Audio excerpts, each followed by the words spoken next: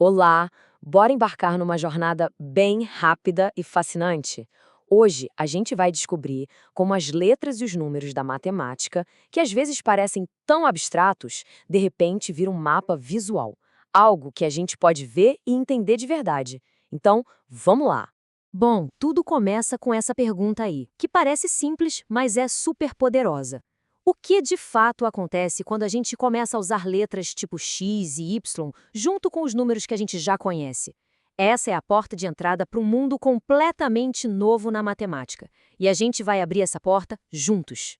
Para entender isso, a gente tem que pensar nessas letras não como uma complicação, mas como se fossem os blocos de construção de uma nova linguagem. É um jeito de falar sobre números de uma forma muito mais ampla, sabe?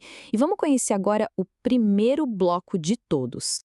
Esse aqui é o termo algébrico. É a nossa peça fundamental. Parece um nome chique, né? Mas a ideia é bem simples. Todo termo tem duas partes principais. Vamos pegar os 5x como exemplo. Tem a parte do número e a parte da letra. Olha só como é fácil. O número, no caso 5, a gente chama de coeficiente. Ele diz pra gente quantos. E a letra, o X, é a parte literal. Ela diz o quê? Simples assim. O coeficiente diz quantos e a parte literal diz o quê. Certo, então a gente já tem as nossas peças, os nossos blocos de construção. Como é que a gente organiza isso?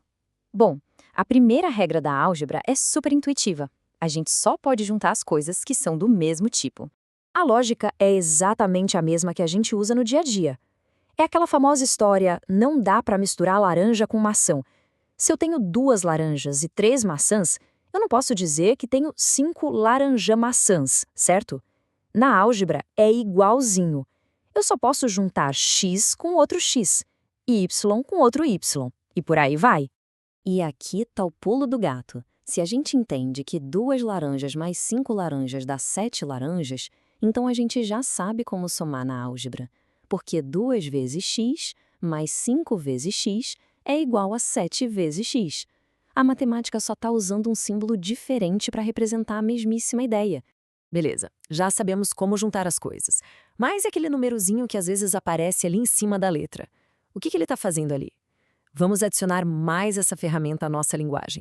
Esse carinha se chama expoente, e ele é, basicamente, um atalho para uma multiplicação que se repete. Em vez da gente ter que escrever x vezes x, a gente simplifica e escreve x ao quadrado. O expoente, aquele 2 ali, só está dizendo que a base, que é o x, está se multiplicando por ela mesma 2 vezes. Até agora, a gente tem lidado com os símbolos, com ideias que ficam no papel. Mas a matemática não é só isso. A grande virada, o momento em que tudo fica mais interessante, é quando a gente se pergunta: tá, mas e se a gente pudesse transformar toda essa linguagem em algo que a gente consiga de fato ver? E a resposta é? Com certeza! A ferramenta para isso é o plano cartesiano. Pensa nele como uma espécie de mapa, uma grade, onde cada pontinho tem um endereço único. É aqui que toda a nossa álgebra vai ganhar vida. E todo mapa que se preze precisa de referências, né? O nosso tem 2 ruas principais. A linha horizontal, que vai de um lado para o outro, é o eixo X, o eixo das abscissas. E a linha vertical, a que vai de cima para baixo, é o eixo Y, o eixo das ordenadas. E bem no cruzamento dessas 2 ruas, bem no meio, fica o nosso marco zero. A gente chama de origem. As coordenadas ali são 0, 0. É o nosso ponto de partida para qualquer aventura nesse mapa. Ok, então o mapa está pronto. Já temos as ruas e o nosso ponto de partida. A pergunta agora é: como é que a gente lê um endereço e acha o lugar exato nesse mapa? É exatamente aqui que tudo se conecta. A gente vai pegar aquelas ideias da álgebra e usar para desenhar, para encontrar um ponto bem preciso no nosso mapa matemático. Esse endereço matemático tem um nome, é o par ordenado. Ele sempre vem com 2 números entre parênteses, tipo xy para massa.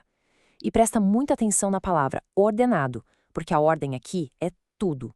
Se trocar a ordem, a gente vai parar num lugar completamente diferente.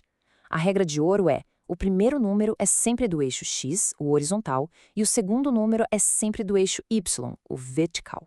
Vamos ver isso na prática, que fica bem mais fácil. Nosso endereço de hoje é 2, 3. A nossa missão é encontrar esse pontinho no mapa. O processo é bem direto. Primeiro, a gente olha o primeiro número, o 2. Ele é do eixo X, o horizontal. Então, partindo da origem, a gente anda 2 unidades para a direita. Depois, a gente olha para o segundo número, o 3. Ele é do eixo Y, o vertical. Então, a partir de onde a gente parou, a gente sobe 3 unidades. O ponto de encontro é o nosso destino. Achamos o ponto 2,3. E olha só que legal, é esse o momento da transformação. Aquele par de números, 2, 3, que antes era só uma ideia abstrata no papel, agora virou um ponto real, um ponto visível no mapa. A gente completou a jornada, do símbolo para a imagem. Mas o mais incrível de tudo é que um único ponto é só o comecinho da história. Agora imagina só, e se a gente usasse essa mesma lógica para marcar não um, mas centenas, milhares de pontos? E se a gente conectasse todos eles? O que a gente ia começar a desenhar? A gente ia ver linhas, círculos, curvas perfeitas, formas super complexas. Tudo isso nascendo daquela linguagem de letras e números. É aí que a verdadeira aventura começa.